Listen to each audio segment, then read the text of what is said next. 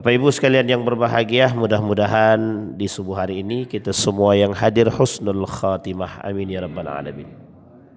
Bermunajat kepada Allah, mudah-mudahan orang tua kita yang telah mendahului kita Allah tempatkan di tempat terbaik di sisinya. Allah terima amal ibadahnya, Allah kumpulkan bersama orang-orang yang saleh, dan untuk orang tua kita yang masih hidup sehat, kuat, husnul khatimah. Baik Bapak Ibu sekalian yang berbahagia, di dalam Al-Quran dalam surat Al-Jasiyah, wa idza alima min ayatina syai'an ittakhazaha huzwa ulaika lahum adzabum muhin. Kata Allah di dalam Al-Quran dalam surat Al-Jathiyah, dan apabila dia mengetahui sedikit tentang ayat-ayat kami, maka ayat-ayat itu dijadikan olok-olok, candaan. Merekalah yang memperoleh azab yang menghinakan. Kadang hidup, kadang mati dia. Baik Bapak Ibu, di subuh hari ini saya ingin membahas tentang dua kalimat di dalam Al-Quran itu. Kalimat pertama ada namanya istihza, diambil dari kalimat yang sama sebenarnya, huzwa. Istihza itu artinya mengolok-olok, mencandai. Dijadikan ayat Al-Quran itu bahan mainan, candaan. Yang kedua ada namanya huzwa, sama diambil dari, jadi istihza ini talabul huzu. Talabul huzu itu memang sengaja diambil, jadi bahasanya sengaja diambil. Ada yang memang dijadikan, ada yang menjadikan ayat itu candaan, ada yang sengaja menjadikan ayat itu candaan. Jadi Al-Quran itu dijadikan mainan, bahasanya begitu. Dan Allah sudah sebutkan di dalam Al-Quran, hanya saja perbedaan katanya itu pada tambahan saja. Dalam ilmu saraf itu ada tambahan alif, sin, dan ta. Istihza. Ini kita baca di dalam surat Ali Imran ada, di dalam Al-Baqarah juga ada. Ketika orang-orang kafir mengolok-olok ayat-ayat Al-Quran. Baik Bapak Ibu sekalian yang berbahagia, satu ketika ada ayat yang berbicara tentang pohon zakum, sajaratu zakum. Sajaratu zakum ini oleh baginda Nabi Muhammad SAW menyebutkan sebagai makanan penghuni neraka. Namanya syajaratu zakum. Sekarang ada orang yang wallahu alam benar apa tidak. Jadi kalau ada orang yang berangkat umroh itu ada orang yang menunjukkan ini pohon zakum. Jadi pohon zakum itu cirinya itu Bapak Ibu, batang pohonnya itu ada durinya. Jadi tajam. Nah, jadi dianggap kalau ada pohon berduri berarti zakum. Tidak. Kita tidak tahu kebenaran pohon zakum itu dalam bentuk fisiknya itu belum nampak. Tapi ada yang mengatakan karena menunjukkan karakteristik atau ciri, salah satunya adalah dia berbentuk ada durinya dan pahit. Syajaratu zakum. Ketika itu disampaikan kepada mereka, ayat ini berbicara kepada orang-orang kafir Quraisy. Salah satunya ketika itu adalah Abu Jahal. Abu Jahal, dikatakan kepada Abu Jahal bahwa ada namanya syajaratu zakum. Apa kata Abu Jahal? Kata Abu Jahal, wah kalau memang begitu nanti kita bawa saja keju sama madu. Nanti kita makan bersama. Jadi syajaratu zakum itu adalah makanan ahlun nar, makannya penghuni neraka. Oleh Abu Jahal dia kata ya nanti kita bawa keju sama madu, yang pahit biar jadi manis. Itu yang pertama. Yang kedua, pernah terjadi pada kalimat selanjutnya atau keadaan selanjutnya itu, pernah terjadi para orang-orang kafir Quraisy ini juga mengolok-olok ayat Al-Quran. Mereka mengatakan bahwa ayat Al-Quran ini adalah tipu daya belaka. Termasuklah salah satunya dusta Muhammad terhadap perjalanan Isra dan Mi'raj. Maka dari sini Bapak Ibu keluar dua kata di dalam Al-Quran tersebut yang termasuk melecehkan Al-Quran. Yang pertama disebut sebagai sahirun kadzab. Rasulullah pendusta, penipu, tukang sihir. Jadi karena dia berhasil mengajak orang masuk ke dalam Islam, mereka mengatakan orang-orang kafir Quraisy ini sihirmu pandai, sihirmu mantap. Tapi sebenarnya dusta. Jadi Nabi Muhammad dituduh sebagai sahirun kadzab, sebagai tukang sihir, pendusta. Jadi ini sebenarnya menunjukkan kepada kita bahwa orang-orang mukmin harus berada pada posisi yakin atau iman terhadap Al-Quran itu bukan sebatas iman di hati.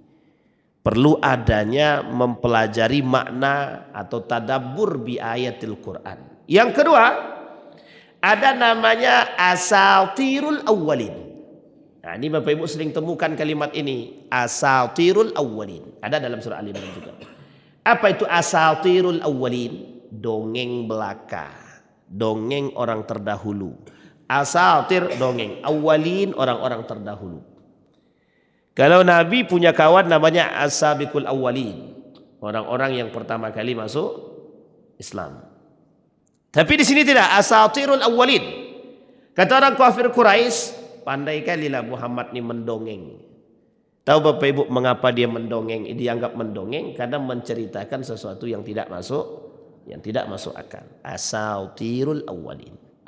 Nah, Bapak Ibu sekalian yang berbahagia, pada konteks ini saya ingin mengatakan kepada kita semua bahwa kalau kita tidak serius terhadap Al-Quran, maka ada kemungkinan besar orang-orang yang merasa beriman, atau pura-pura beriman terjebak dalam istihza bil Quran, mempermainkan Al-Quran.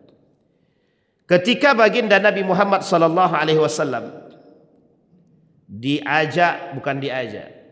diolok-olok oleh para kafir Quraisy. Apa kata mereka? Mereka katakan keji terhadap Nabi Muhammad. Muhammad, engkau ini penipu betul. Kalau bahasa kita, Muhammad, engkau ini penipu betul. Bagaimana cara kau menyihirnya orang-orang ini biar bisa masuk ke dalam Islam? Cuma aku tengok, nih bahasa mereka. Cuma kalau kami lihat orang-orang yang masuk ke dalam Islam ini kok miskin-miskin. Ini bahasanya Pak. Sehingga ketika itu yang menjadi corak pandang mereka yang banyak masuk Islam ketika itu adalah orang-orang, mohon maaf, yang ekonomi ke bawah. Meskipun para sahabat Nabi ini orang-orang kaya, Abu Bakar, Utsman, Abdurrahman bin Auf, tapi yang lain daripada itu mayoritasnya adalah memang orang-orang yang ekonominya ke bawah, menengah ke bawah. Dan para budak yang merasa bahagia dengan keluarnya aturan pembebasan budak dan lain sebagainya, ya mereka bahagia. Jelas orang-orang seperti ini menerima Islam. Maka kata mereka, disinilah Bapak Ibu, ketika baginda Nabi mengajak orang-orang masuk Islam itu, termasuk para budak, orang-orang yang tidak mampu, mereka menerima Islam itu sebenarnya ada misinya begini.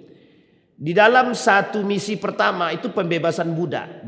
Budak-budak dibebaskan. Artinya Islam tidak memandang ras, tidak memandang budak. Mau budak dia ataupun bukan, merdeka. Islam begitu dia. Sehingga bagi para budak tadi senang mendengar Islam itu menyamaratakan tidak ada perbedaan antara budak dengan orang kaya atau miskin sekalipun.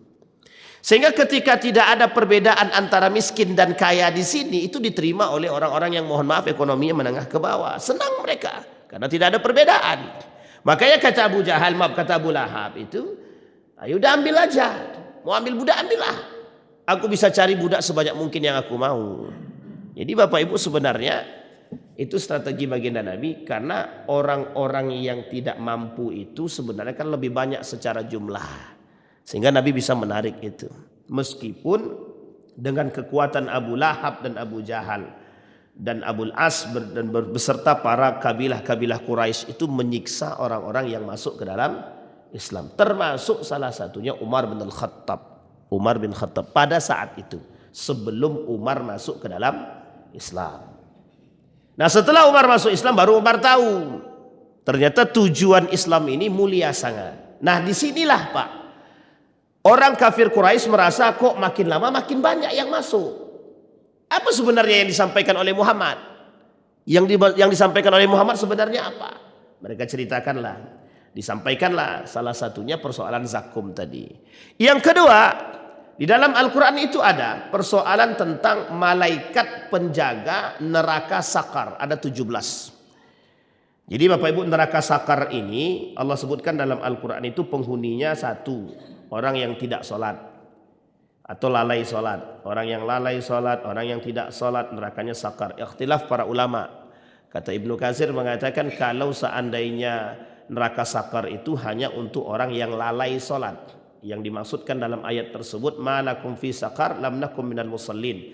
Arti lam nakum minal musallin itu artinya kami belum sholat. Belum sholat, kata Ibnu Katsir, bukan tidak sholat tapi lalai sholat.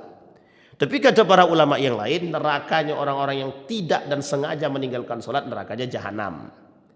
Sehingga Bapak Ibu, ini ikhtilafnya para ulama tafsir dalam memaknai ayat tersebut. Yang kedua, orang yang tidak mau membayar, orang yang tidak mau bersedekah, orang yang tidak mau memberi makan anak yatim, orang miskin. Lam nakum minal musallin wa lam nakun nut'imul miskin. Kita tidak memberi makan orang miskin. Itu nerakanya sakar. Tidak memberi makan nih pelit, mengusir.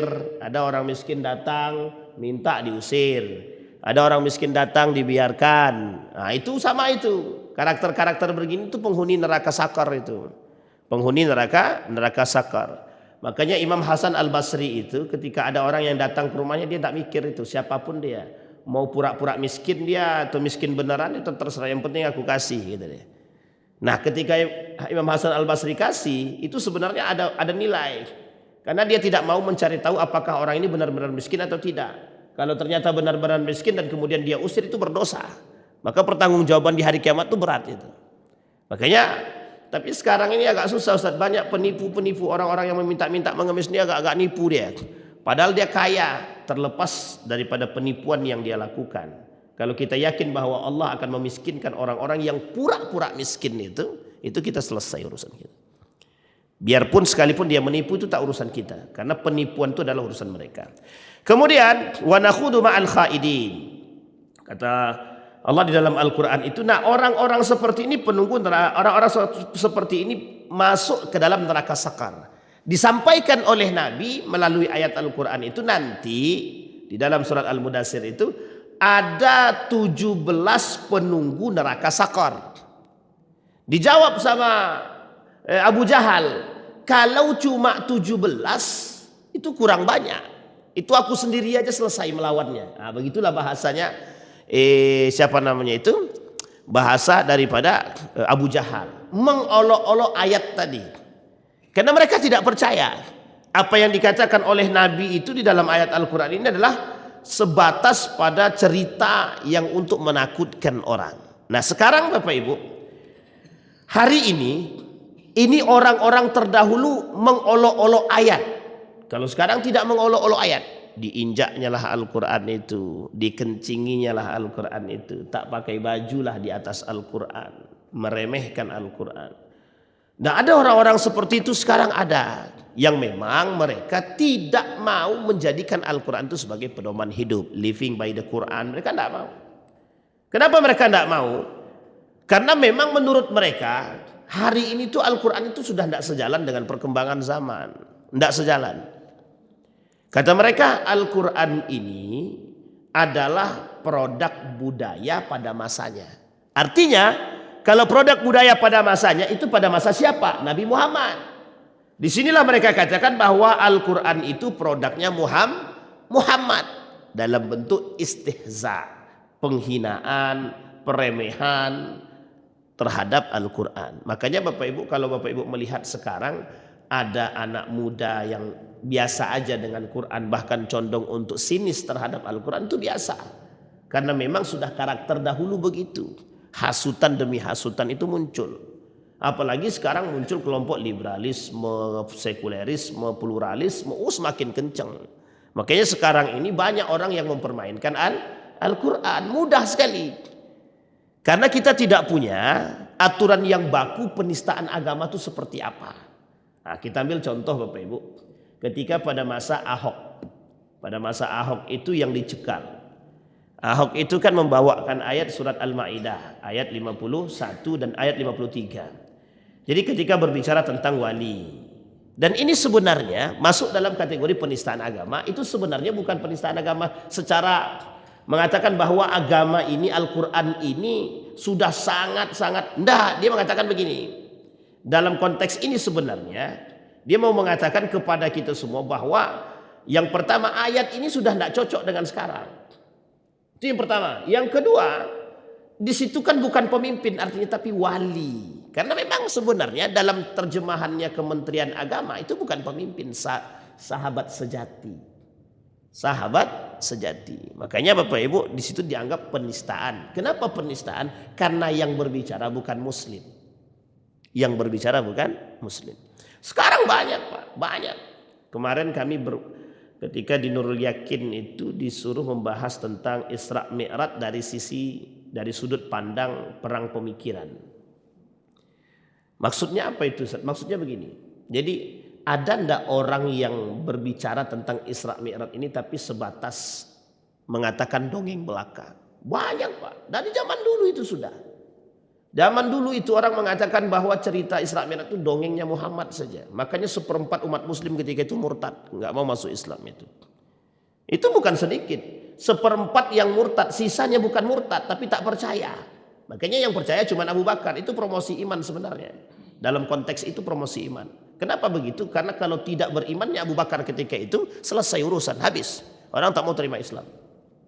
Begitulah cara Allah menjaga ketika itu.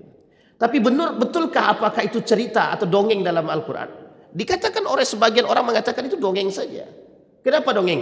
Tidak bisa diterima oleh akal sehat ketika itu. Sehingga disebutlah sebagai bahwa Muhammad itu penipu, pendusta, pendongeng. Maka keluarlah kalimat yang disebut dengan asatirul awwalin. Dongengnya orang-orang terdahulu. Bisa dipahami Bapak Ibu ya. Yang kedua, dalam cerita Isra dan Mi'raj itu, mereka bukan hanya sekedar mengatakan dongeng. Bapak Ibu boleh cek di Google itu, orang agama mana yang membahas tentang Isra Mi'raj selain daripada Islam? Banyak Pak, banyak. Justru saya mendapatkan beberapa orang-orang beragama Nasrani itu mencoba mengkaji Isra Mi'raj. Dan dianggap mohon maaf, inilah ceritanya. Uniknya itu saya tidak persoalkan. Kalau orang kafir kita tidak persoalkan Pak. Tidak persoalkan. Yang kita persoalkan ada 3 orang. Satu bergelar profesor tapi sudah almarhum. Yang kedua itu mengaku penghafal Quran. Justru mereka mengatakan beginilah dongengnya Isra Mi'raj itu yang hanya kita dengar dalam bentuk cerita saja. Dan tidak perlu ditelan mentah-mentah. Wah ini parah ini Pak. Parah sekali. Nah, apa yang ingin saya sampaikan di sini? Yang ingin saya sampaikan di sini pada kita semua Bapak Ibu, Al-Quran ini itu wajib diimani, wajib. Sekarang pertanyaannya bagaimana kita mengimani Al-Quran dalam konteks ini? Kita mengimani Al-Quran ketika kita, mohon maaf, hari ini saya berbicara, Bapak Ibu iman dengan Quran, iman. Tapi Bapak Ibu, apa bedanya kita dengan orang kafir Quraisy yang tidak mau menjalankan isi Al-Quran? Apa bedanya kita dengan orang kafir Quraisy? Bedanya cuma satu. Masih ada pengakuan kebenaran Al-Quran meskipun tidak kita terima dalam bentuk nyata ataupun fakta. Orang kafir Quraisy karena memang mereka kafir. Yang berbahaya itu bukan kafir Quraisynya. Yang berbahaya itu umat muslimnya yang menolak kebenaran Al-Quran. Di sini kita berbicara tentang dampaknya Pak. Maka Bapak Ibu sekalian berbahagia, ketika kita berbicara tentang istihza bil Quran, mencela Al-Quran, mempermainkan Al-Quran, merendahkan Al-Quran, melecehkan Al-Quran, menistakan Al-Quran, mengolok-olok Al-Quran, ada satu faktornya Pak, kebencian terhadap kebenaran. Kita ambil contoh sederhana. Ketika ada orang yang membenarkan perempuan tidak masalah, tidak berdosa kalau tidak pakai jilbab. Ini sebenarnya kalau kita tinjau dari sisi hukum, agama dan Al-Quran itu bermasalah, Pak. Sangat bermasalah sekali. Perintah yang kemudian ditolak. Perintah yang kemudian ditolak. Mengapa disebut sebagai penolakan terhadap kebenaran? Satu, menolak perintah Allah, menolak kebenaran Rasulullah. Dan itu jelas, Pak. Orang yang menolak kebenaran agama, kebenaran Allah, orang yang menolak kebenaran yang dibawa, risalah yang dibawa oleh baginda Nabi Muhammad SAW, itu masuknya kemana? Masuknya dalam bahasanya orang dahulu disebut dengan kafir, menolak kebenaran. Orang kafir, orang kafir itu kan ada tiga, Yahudi, Nasrani, kemudian kafir Quraisy. Yahudi, Nasrani, kafir Quraisy ini bukan tidak percaya kepada Allah, bukan tak percaya kepada Allah, hanya gengsi terhadap Muhammad. Orang kafir Quraisy ini cuma gengsi terhadap Muhammad saja. Kenapa Muhammad itu? Kenapa Muhammad yang harus jadi nabi? Kalau yang jadi nabi dari sisi mereka beriman, selesai urusan, Pak. Sama dengan orang Yahudi, kenapa yang jadi nabi itu harus Muhammad? Kalau dari Bani Israel kami percaya, selesai, Pak. Sama dengan Nasrani juga begitu. Kenapa bukan dari golongan kami? Kalau dari golongan kami percaya. Bisa dipahami, Pak, ya? Jadi sebenarnya persoalan Nabi Muhammad ini, persoalan mereka itu tidak mau menerima kebenaran itu bukan persoalan itu sebenarnya, gengsinya tinggi. Baik Yahudinya, Nasraninya, kafir Quraisynya, awalnya dari situ. Barulah kemudian hati mereka itu menolak kebenaran yang dibawa oleh Allah Subhanahu wa taala, yang dibawa oleh baginda Nabi melalui risalah yang Allah turunkan kepada baginda Nabi Muhammad sallallahu alaihi wasallam. Satu adalah kebencian terhadap kebenaran. Bahasa lainnya adalah menolak kebenaran itu. Makanya disebut dengan kafir. Nah, kafir itu sebenarnya sedang menutupi diri daripada kebenaran.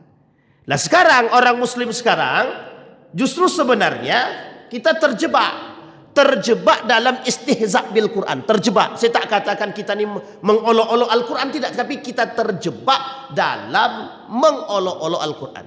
Kenapa demikian? Kita umat muslim, justru kita yang tidak mau bersahabat dengan Al-Quran.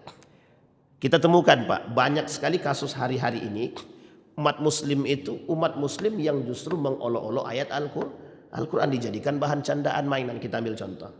Ada kasus pada masanya seorang artis terkenal menyanyikan Al-Fatihah, dijadikan lagu. Yang kedua, pada saat yang bersamaan, mungkin jarak beberapa hari, ada seorang DJ membacakan Al-Fatihah, dia pakai kerudung, celana pendek, celana pendek, baju pendek, seksi. Itu muslim, tapi dijadikan bahan mainan. Ini muslim. Di sini poin penting kita, Pak. Tapi sebenarnya apakah itu zahir? Zahir, Pak. Yang paling berbahaya bukan itu. Orang yang mengerti Al-Quran tapi justru dia yang menyelewengkan Al-Quran. Itu dia yang paling berbahaya. Makanya Bapak Ibu, kalau Bapak Ibu berbicara tentang orang-orang yang, mohon maaf ya, orang-orang yang Islam dia, Muslim dia, artis misalkan, atau apapun itu, dia berbicara tentang Al-Quran, tapi mohon maaf, spontan mereka justru menolak kebenaran Al-Quran. Itu sebenarnya lebih menyakitkan bagi kita daripada orang kafir yang berbicara. Kalau orang kafir berbicara, kita no comment, Pak. No comment saja, karena memang karakternya orang kafir begitu, misionaris begitu. Saya pernah ceritakan di sini, kalau saya tak salah saya pernah ceritakan di sini. Dulu, Pak, saya pernah bertemu dengan seorang perempuan yang kita anggap sebagai biarawati. Di tangan kanannya itu kitab buku, di tangan kirinya Al-Quran. Di buku itu berjudul Bagaimana Membumi Hanguskan Al-Quran. Coba bayangkan. Dan itu biasa kalau orang kafir, biasa, Pak, dalam misionaris itu biasa. Misionaris itu biasa. Cuma yang menjadi persoalan kita, misionaris itu bukan lagi dibawa oleh orang kafir, tapi dibawa oleh umat muslim. Inilah identiknya kepada yang disebut dengan nifak, munafik. Baik, sekarang Bapak Ibu sekalian yang berbahagia, bagaimana sikap kita terhadap ini? Yang pertama, Bapak Ibu sekalian berbahagia, mau tidak mau, akui atau tidak akui, sedikitnya umat mukmin yang bertadabbur dengan ayat Al-Quran. Ingat ya Bapak Ibu, kalimat tadabbur di sini kata para ulama bukan hanya sekedar mempelajari, itu tadarus namanya. Tadabbur itu mengamalkan dalam kehidupan. Inilah yang disebut dengan tadabbur. Kita belajar membaca Al-Quran, belajar memahami isinya. kemudian bertadabbur, mengamalkan isi daripada Al-Quran. Ini yang disebut dengan tadabbur. Maka kata Allah dalam Al-Quran, afala yatadabbaruna al-Quran, tidakkah kalian itu mau menjadikan Al-Quran itu sebagai pedoman hidup? Artinya itu yang disebut dengan tadabbur. Itu yang pertama. Yang kedua, Bapak Ibu, umat muslim hari ini condong lebih mementingkan urusan-urusan yang sifatnya duniawi, sehingga terjadi dua hal. Satu, menolak Al-Quran. Yang kedua, pembenaran terhadap kesalahan melalui ayat Al-Quran. Bapak Ibu, saya mengatakan ini karena ini fakta. Kita umat muslim ini jangan cocokologi. Ingat Bapak Ibu, jangan cocokologi. Artinya jangan jadikan Al-Quran itu sebagai sandaran untuk membenarkan perbuatan kita. Pada hakikatnya salah. Kita ambil contoh yang paling nampak. Jangan ada yang tersinggung tapi ya Bapak Ibu. Contoh, mosi poligami hari ini itu sudah keluar daripada konteksnya. Keluar. Kenapa saya berani katakan keluar pada konteksnya? Hanya pembenaran melalui hadis baginda Nabi. Yang tidak terima tidak ada masalah. Tapi faktanya itu begitu. Banyak orang yang berpoligami cuma esensi awalnya adalah menjadikan ayat ataupun hadis baginda Nabi atau karakter Nabi sebagai kambing hitam untuk perbuatan mereka. Nauzubillah, saya tidak mencela Pak, demi Allah tidak mencela, tapi jangan sampai kita terjebak dalam pemanfaatan atau mengkambing hitamkan ayat Al-Quran, hadis Nabi hanya untuk melakukan perbuatan-perbuatan yang mohon maaf tidak disukai oleh agama. Yang kedua, kasus nikah beda agama dipertaruhkan hari ini. Yang ketiga, persoalan khamar, persoalan zina. Bahkan hari ini persoalan zina itu tidak bisa kita tutupi Pak. Tidak bisa kita tutupi. Kita bahkan menerima perbuatan para pelaku-pelaku zina. Kita mengatakan begini, Al-Quran mengatakan begini, orang pelaku zina itu dicambuk. Kita bukan mencambuk Pak, kita jaga. Apalagi kalau pelakunya na'udzubillah itu dari keluarga kita. Bisakah kita mencambuk keluarga kita sendiri? Kan tidak. Pertanyaannya adalah, apa dampaknya daripada orang-orang yang menjaga pelaku zina? Laknat dari Allah. Jadi kalau ada satu kampung yang menjaga pelaku zina, satu kampung dilaknat oleh Allah. Itu ayatnya begitu Pak. Pertanyaannya adalah bagaimana sikap kita terhadap ayat tersebut? Kita nggak bisa berbuat apa-apa kan. Apalagi kalau itu adalah bagian daripada keluarga kita. Disinilah kemudian orang mengatakan kan Islam itu lembut. Kan Islam itu hanif. Agama yang damai.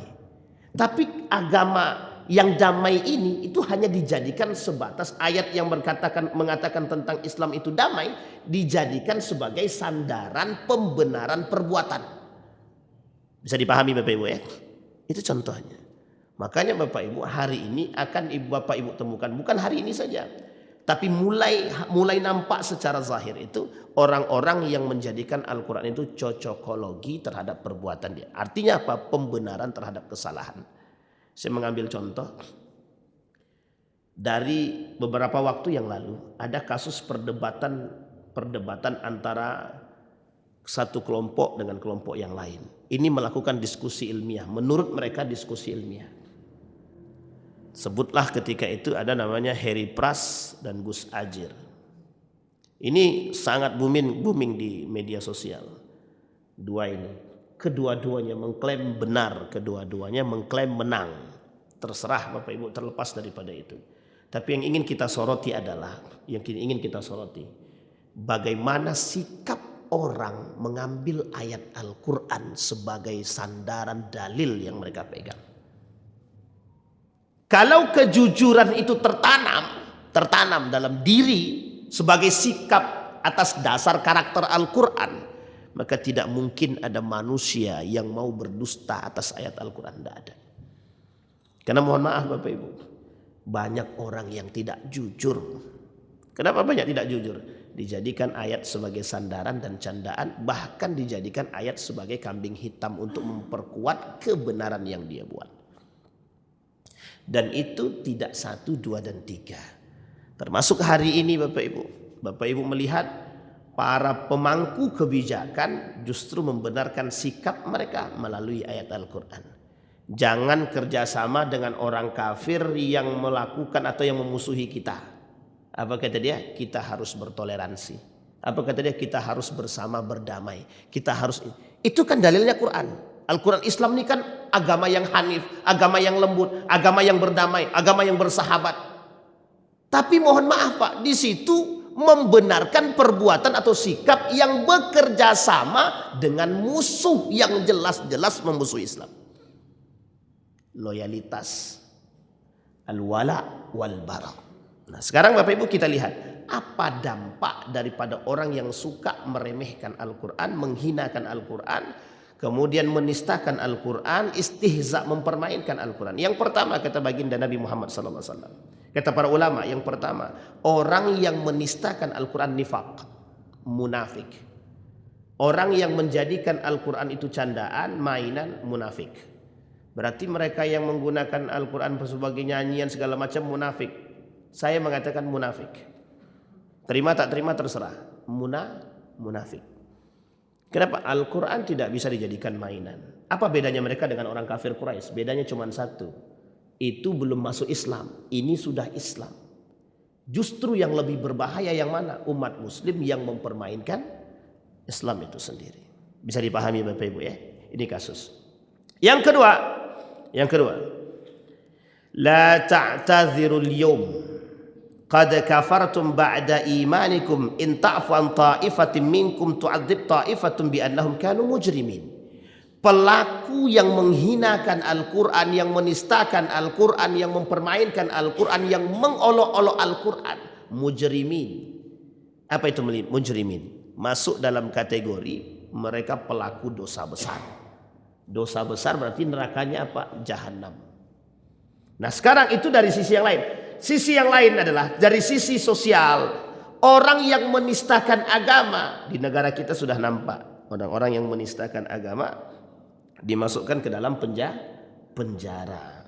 Tapi Bapak Ibu, terlepas dari masalah di penjara atau tidak penjaranya, kita bahas dari sisi agamanya. Kata Allah, mujrimin.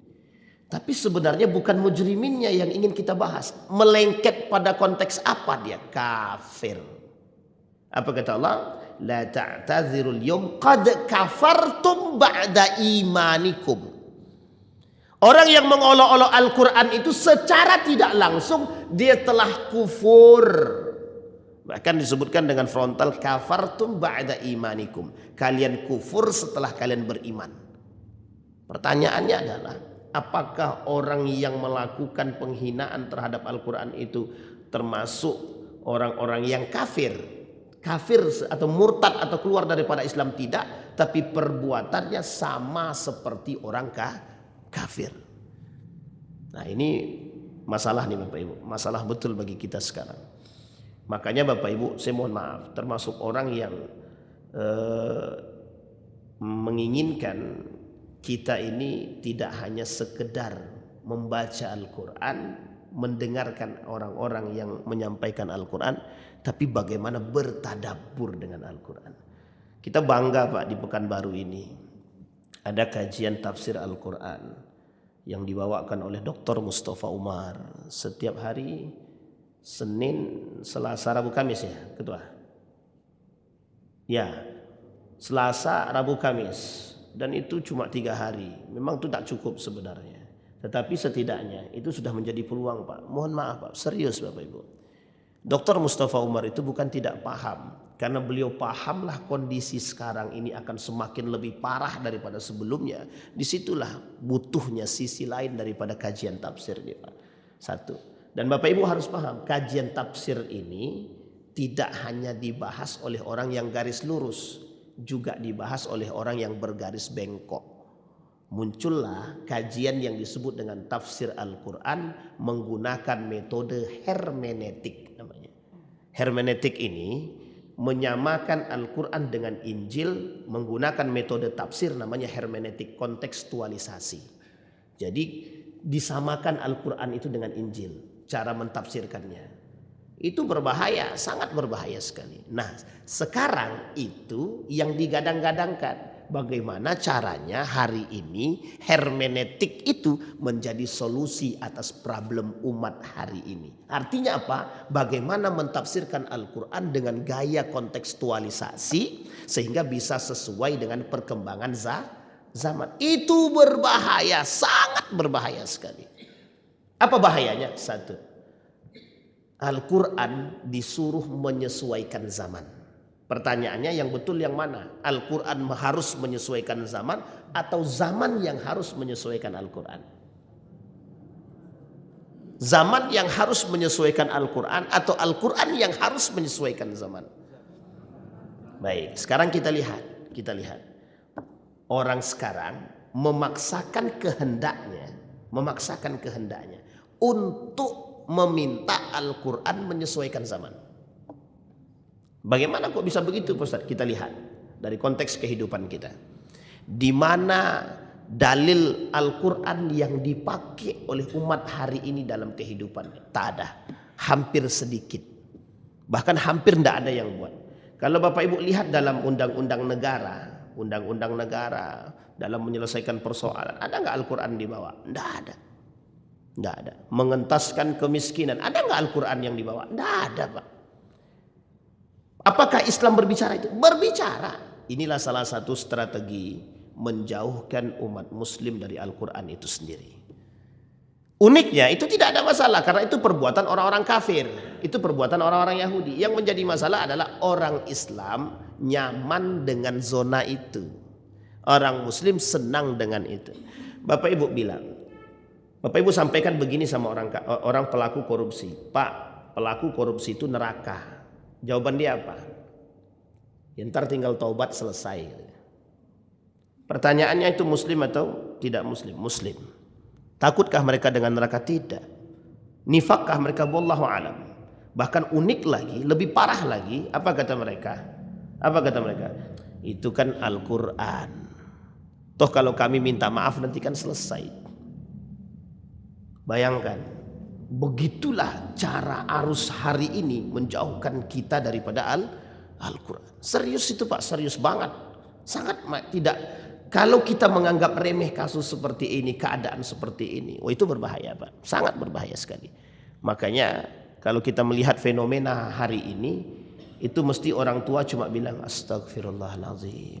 Kok kayak gini kalilah zaman ini. Dulu zaman nenek moyang kami, zaman kami kecil dulu nggak kayak gini-gini kalilah. Begitu. Itu biasa, Pak. Karena seiring perkembangan zaman. Makanya Bapak Ibu, saya pernah berdiskusi dengan Dr. Mustafa Umar itu. Beliau paham, sangat paham sekali kondisi hari ini. Disinilah kemudian beliau mengajak kita living by the Quran, hidup dengan Al-Quran. Karena hidup dengan Al-Quran itu bukan justru menghinakan manusia, tapi justru mengangkat derajat manusia. Apa yang dimaksud daripada Al-Quran tadi? Hidup dengan Al-Quran tadi. Itulah yang dilakukan oleh Nabi. Ketika Siti Aisyah ditanya oleh sahabat bagaimana akhlaknya Rasulullah, dijawab sama Siti Aisyah, akhlaknya Nabi sesuai dengan Al-Quran. Akhlaknya Nabi itu sesuai dengan Al-Quran. Artinya Nabi ingin kasih contoh kepada kita, hiduplah dengan seperti yang dilakukan oleh Nabi gitu. Meskipun tidak perbedaan zaman, Ustaz. Ya, perbedaan zaman. Justru karena perbedaan zaman itulah kita harus berpegang teguh dengan itu, Pak. Kalau tidak selesai kita, Pak. Hari-hari kita ini banyak ditipu orang sekarang. Hari-hari kita ini ditipu. Pelaku penipuan itu umat muslim. Jadi kalau kita tidak berpegang teguh dengan tali Al-Quran itu, kita habis. Makanya kalimat Allah itu sederhana, Pak. Wa'tasimu bihablillah. Bukan artinya bersatu ya. Wa'tasimu itu berpegang teguhlah dengan tali Allah. Tahu Bapak Ibu maksudnya berpegang teguh dengan tali Allah itu? Nilai-nilai agama yang harus kita pegang. Maka kita tak salah ketika kita mengatakan kepada kita semua Bapak Ibu, qad nazala alaikumul kitab. Telah turun kepada kalian kitab. An idza sami'tum ayatillahi yustahza'u bihi. Telah turun kepada kalian Al-Quran, tapi jika kalian mendengarkan Al-Quran yukfaru biha. Banyak orang yang kemudian yukfar. Yukfar itu apa? Mengkufurkan dia, meniadakan dia, mengenyampingkan dia, tak dipakainya. Dia ngaku Al-Quran turun. Nah, ini contohnya. Al-Quran diturunkan oleh Allah. Setiap tahun kita peringatkan di dalam bulan suci Ramadan, 17 Ramadan. Tapi pertanyaannya itu apa? Nuzulul Quran. Pertanyaannya apakah sebatas euforia nuzulul Quran, sebatas peringatan, atau tadabburnya? Ini yang menjadi poin penting bagi kita. Tapi kalimat selanjutnya, Fala taq'udu ma'ahum. Kalau kita duduk bersama mereka hatta yakhudu fi haditsin ghairih, kata Allah. Kata Allah, turun kepada kalian ayat Al-Quran, ada orang yang mempermainkan Al-Quran tersebut. Kata Allah, jangankan melakukannya, duduk dengan orang yang mempermainkan Al-Quran aja nggak boleh. Kita ambil contoh, ada orang menyampaikan Quran, tapi karakter dia tak sejalan dengan Quran. Misal, dia bilang begini, kalian jangan menghina umat muslim, tapi dia menghina umat muslim. Itu jelas, Pak. Kata Quran, fala taq'udu, kata Allah, fala taq'udu ma'ahum. Jangan kalian duduk bersama mereka. Jadi kita tidak boleh duduk dengan orang munafik, itu tidak boleh sebenarnya, Pak. Tidak boleh. Kalau kita tahu kenifakan mereka. Nifak yang dimaksud adalah penghinaan terhadap Al-Quran, menista agama dan lain sebagainya, yang condong kepada kekufuran. Pertanyaannya, apa selanjutnya ayat tadi? Kalau kita masih duduk bersama dengan mereka, innakum idzan misluhum. Kalau kalian masih duduk dengan mereka, kata Allah, kalian beda tipis dengan mereka. Ini dampaknya. Nah sekarang Bapak Ibu, dampak yang pertama, mereka dimasukkan ke dalam neraka. Yang kedua nifak. Yang ketiga, orang yang merendahkan Al-Quran, orang yang mempermainkan Al-Quran, Allah hinakan kehidupannya di dunia. Allah hinakan. Jadi cuma ada dua pilihan, mau dihinakan atau dimuliakan. Itu tergantung pilihan kita, Pak. Berpegang teguh dengan Al-Quran dimuliakan, menghinakan Al-Quran atau merendahkan Al-Quran, atau tidak berpegang teguh dengan Al-Quran maka dihinakan. Maka ada istilah di dalam hadis Nabi itu begini, nawwiru buyutakum bis salati wa Qiraatil Quran di sini bukan hanya sekedar membaca, tapi hiasilah rumahmu dengan nilai-nilai Qurani di dalam rumah tanggamu. Sekarang pertanyaannya, bagaimana cara kita menghiasi rumah kita dengan nilai-nilai agama, nilai-nilai Quran? Itulah tujuannya kajian tafsir itu. Jadi tahu kita maknanya apa, kita terapkanlah dalam kehidupan. Anak kita membaca Al-Qurannya bagaimana, memahaminya bagaimana, ini tujuan kita. Maka kata Dr. Adian Husaini sebagai penutup untuk kita semua, Bapak Ibu sekalian yang berbahagia, saya hanya mengutip perkataan para ulama. Kata Dr. Adian Husaini, orang yang berpegang teguh dengan Al-Quran itu, yang dia tanamkan pendidikan Qurani dalam rumah tangga dia tak akan kesusahan dalam kehidupan. Maksudnya, dia akan punya generasi-generasi yang takut kepada Allah. Jadi Bapak Ibu, persoalan kemungkaran hari ini itu bisa diselesaikan dengan pendidikan Qurani di rumah. Siapa yang bertanggung jawab? Yang bertanggung jawab siapa? Orang tua. Bagaimana orang tuanya bertanggung jawab? Kalau orang tuanya nggak bisa baca Quran, Ustaz, ya pandai-pandai, Pak. Carikan anak tempat belajar Quran yang baik. Bisa dipahami Bapak Ibu? Nah yang terakhir Bapak Ibu sekalian yang berbahagia, kata Syekh Dr. Said Ramadan Al-Buti, Al-Quran itu bukan kitab magic. Al-Quran itu bukan kitab magic yang tiba-tiba kita baca langsung berubah hidup kita, tidak. Tapi butuh proses mempelajarinya untuk menanamkannya. Ditambah lagi kehidupan kita sekarang ini sudah sangat-sangat mengkhawatirkan. Jadi kalau ada orang tidak khawatir dengan dunia sekarang, saya curiga. Curiganya apa? Terlalu menikmati urusan dunia. Kita khawatir, Pak, sedang zinah mati dia, sedang minum khamar mati dia, sedang main riba, transaksi ribawi mati dia. Pertanyaannya surga mana yang mau diharapkan gitu. Mohon maaf ya Bapak Ibu ya. Jadi disinilah yang disebut dengan kehati-hatian. Saya kira itu saja, mudah-mudahan ada manfaat bagi kita semua. Kita berdoa kepada Allah, mudah-mudahan apa yang kita sampaikan di subuh hari ini setidaknya bisa kita bawa pulang ke rumah, bisa kita renungkan bersama, bisa kita terapkan dalam rumah tangga, bisa kita ajak keluarga kita untuk saling bertadabbur dengan ayat-ayat Al-Quran. Mudah-mudahan kita termasuk orang-orang yang husnul khatimah. A'udzubillahi minasyaitonirrajim. Bismillahirrahmanirrahim. Hamdan syakirin, hamdan naimin, hamdan yuwafi ni'amahu wa yukafi'u mazidah.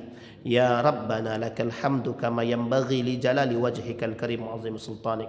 Allahumma salli ala Muhammad wa ala ali Muhammad. Allahumma faqihna fid din wa alimna ta'wil. Allahumma ij'alil Qur'anal azima rabi'a qulubina wa nura sudurina wa jilaa ahzanina wa dhihaba همومنا وغمومنا. اللهم اجعل القرآن العظيم ربيع قلوبنا ونور صدورنا وجلاء أحزاننا وذهاب همومنا وغمومنا. اللهم اجعل القرآن حجة لنا ولا حجة علينا. اللهم اجعل أهلنا من أهل القرآن واجعل أهلتنا من أهل القرآن الذين نحن خاصتك وأهلك يا أرحم الراحمين. ربنا آتنا في الدنيا حسنة وفي الآخرة حسنة وقنا عذاب النار والحمد لله رب العالمين. السلام عليكم ورحمة الله وبركاته.